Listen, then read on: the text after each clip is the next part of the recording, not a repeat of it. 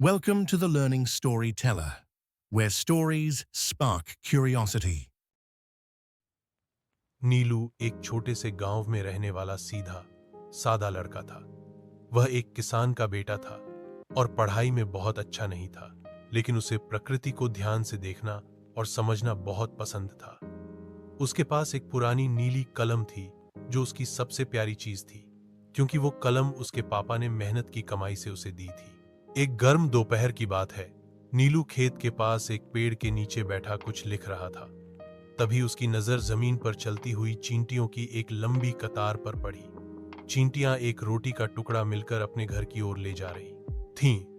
कुछ आगे रास्ता साफ कर रही थीं, कुछ खींच रही थीं और कुछ पीछे से धक्का दे रही थीं। नीलू मंत्रमुग्ध हो गया। उसने सोचा, इतनी छोटी चींटियां और इतना बड़ा काम, फिर भी कोई झगड़ा नहीं, कोई आलस नहीं।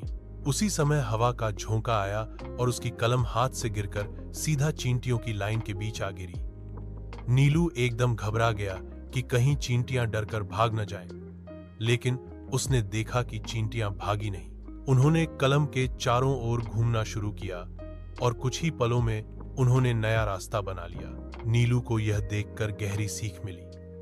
उसने अपनी डायरी में लिखा, रुकावटें जीवन का हिस्सा है। रास्ता बदलना पड़ सकता है, लेकिन चलना नहीं छोड़ना चाहिए। उस दिन से नीलू रोज चींटियों को देखता और उनके काम करने के तरीके से सीखता। जब कभी वे गिरती या रास्ते में पानी आ जाता, तो वे हार नहीं मानती।